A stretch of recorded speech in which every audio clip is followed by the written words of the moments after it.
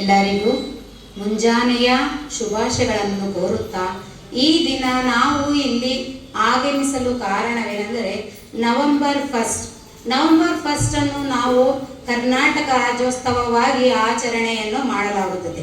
ಎಲ್ಲರಿಗೂ ಕರ್ನಾಟಕ ರಾಜ್ಯೋತ್ಸವದ ಶುಭಾಶಯಗಳನ್ನು ಕೋರುತ್ತಾ ನನ್ನ ಈ ಚಿಕ್ಕ ಭಾಷಣವನ್ನು ಪ್ರಾರಂಭಿಸುತ್ತೇನೆ. ಕರ್ನಾಟಕ ಎಂಬ ಹೆಸರು ಹೇಗೆ ಬಂತು ಹಿನ್ನೆಲೆಯನ್ನು ನಾವು ತಿಳಿದುಕೊಳ್ಳೋಣ. 1950ರಲ್ಲಿ ನಮ್ಮ ಸಂವಿಧಾನ ಜಾರಿಗೆ ಬಂತು. ಅದಾದ ನಂತರ 1956 ನವೆಂಬರ್ 1ರಲ್ಲಿ ಆಲೂರು ವೆಂಕಟರಾವ್ ಅವರು ಏನ್ ಮಾಡ್ತಾರೆ, ಮೈಸೂರಿನಿಂದ ಸಪ್ರೇಟ್ ಆಗಿ ಕರ್ನಾಟಕ ಒಂದು ಪ್ರಾಂತವನ್ನಾಗಿ ವಿಂಗಡಿಸಬೇಕು ಅಂತೇಳಿ ಅವರು ಬಹಳಷ್ಟು ಪರಿಶ್ರಮವನ್ನು ಪಡ್ತಾರೆ. ತದನಂತರ ಎಲ್ಲ ಕನ್ನಡ ಭಾಷೆಯನ್ನು ಮಾತಾಡುವ ಎಲ್ಲ ಪ್ರಾಂತಗಳನ್ನ ಒಗ್ಗೂಡಿಸ್ಬೇಕು ಅನ್ನೋದೇ ಇವರ ಆಸೆ ಆಗಿತ್ತು. ಆಮೇಲೆ ಏನ್ ಮಾಡ್ತಾರೆ,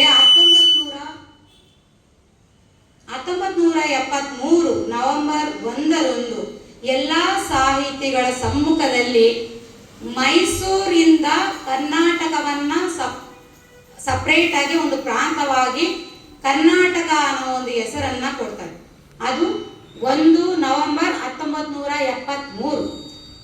ಅವಾಗ ಅರಸರಾಗಿದ್ದ ದೇವರಾಜ ಅರಸರಿಂದ ಈ ಪ್ರತ್ಯೇಕವನ್ನು ನಾವು ಮಾಡಲಾಗುತ್ತದೆ. 1973ರಲ್ಲಿ ಅನೇಕ ಜನ ಸಾಹಿತಿಗಳು, ಕವಿಗಳು ಇದಕ್ಕೆ ಬಹಳಷ್ಟು ಪರಿಶ್ರಮವನ್ನ ಪಟ್ಟಿದ್ದಾರೆ. ತದನಂತರ ಸಪ್ರೇಟ್ ಆಗಿ ಕರ್ನಾಟಕವನ್ನು ವಿಂಗಡಣೆ ಮಾಡಿದ ಮೇಲೆ ಈ ದಿನವನ್ನು ನಾವು ಕರ್ನಾಟಕ ರಾಜ್ಯೋತ್ಸವ, ಕರುನಾಡು, ಕನ್ನಡ ದಿನ ಅಂತ ನಾವು ಹೆಮ್ಮೆಯ ಪಡುವ ದಿನವಾಗಿದೆ.